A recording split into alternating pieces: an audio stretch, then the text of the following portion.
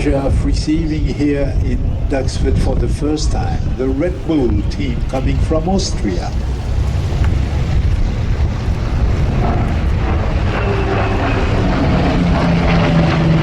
This Corsair is run by Mr. Goldberg from the Red Bull team, and he fought his way back to a cockpit.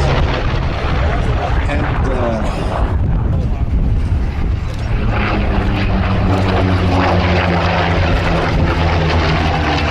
so the Corsair was really, the name was Clarence Kelly Johnson. And Kelly Johnson came in and designed this, which is probably one of the most beautiful shapes in the world to have been ever.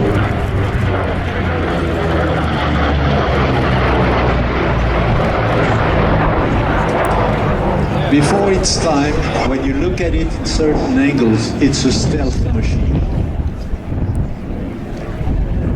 This aircraft was designed in 1935, flew in 1936, broke all speed records, and became a long-range fighter bomber, and also a long-range recce machine, a spy in the sky.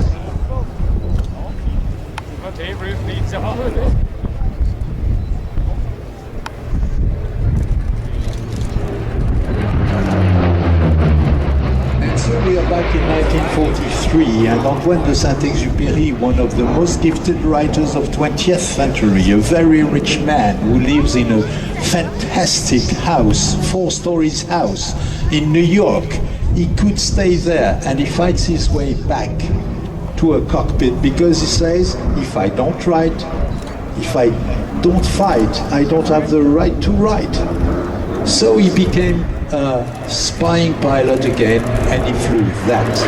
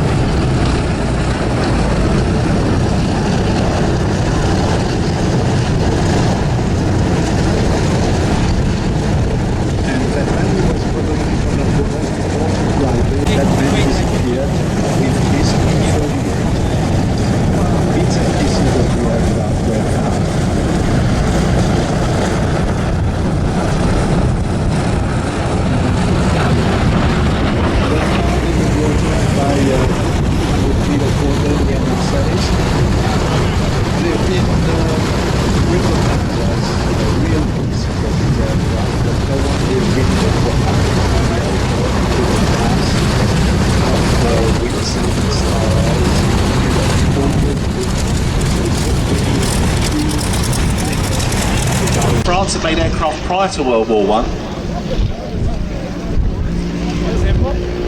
And then Newport 11, known as the Baby, was powered by an 80 horsepower Larone engine, but very lightly armed. But a larger version was developed using the 110 horsepower Larone engine, and that became the Newport 17. Today in front of us we had... So it was a short break there while we had an argument about who shot him dead. Albert Ball? No, Albert Ball wasn't there. Albert Ball was, he was already gone, wasn't he, by the time Richard Owen died? It was Albert Ball flew the Newport 17. It's an aircraft he loved flying.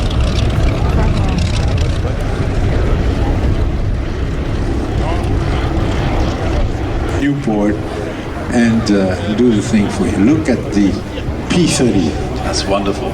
That is the shape. Oh. But both were roughly in the same time scale.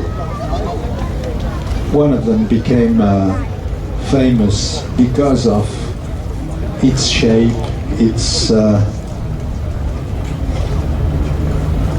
dangerous personality, and the other one became a legend just because it had everything to be a legend. And the P-38 was also, here they come from the right, P-38 and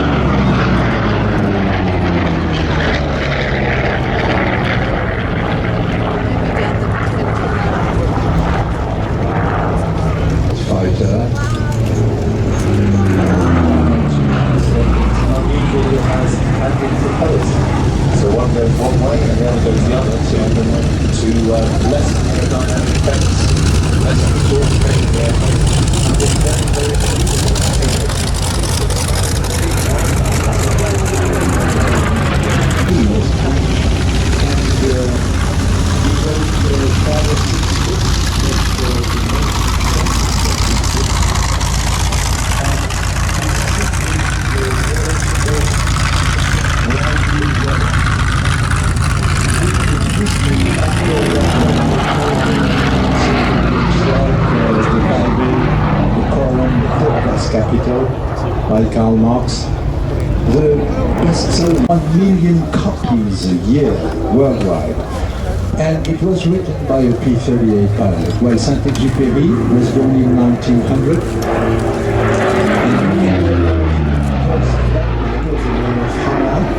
And thought that to have the right to express his thoughts in writing, he first had to act. He despised those who... He used the network of relations he had, because he was a very famous writer in America, where he had emigrated in 1940, by the end of 1940, after the fall of France. He just pulled strings and called generals and friends and politicians, and was reinstated in 1943 as a reconnaissance pilot in his former squadron of the French Air Force, the 233 Recce Group, equipped with lightnings like this one, P-38.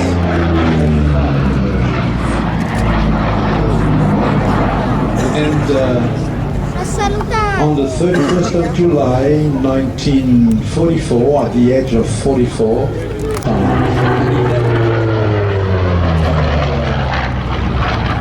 so having this P-38 here today was a good idea, a good reminder. Pappy Boyington was a real character. He was an officer with a distaste for discipline and things military. And first of all, he was sent to, and that created a few problems also. He was a heavy drinker. He was also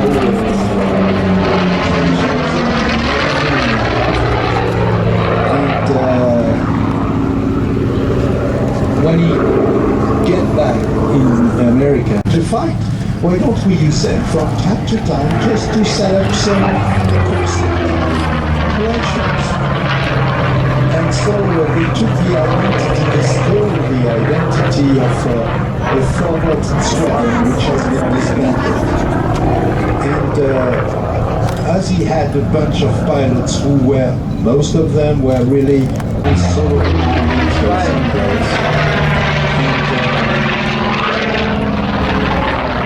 Boyington's Black Sheep squadron shut down an horrendous number of Japanese that day, and suddenly, well, they were given a real identity, a real squadron number, and at the end of the war, he got back in the US, was loaded with every type of medal available, and started writing his memoirs and giving conferences and speeches and talks, and he became a legend. And until the day Hollywood finally decided they were going to make a star out of him. You shot down the dry day? No, I was at the 75th birthday party for the Escadrille Lafayette. Now meanwhile we have John Day shooting down his friend Bob, showing really how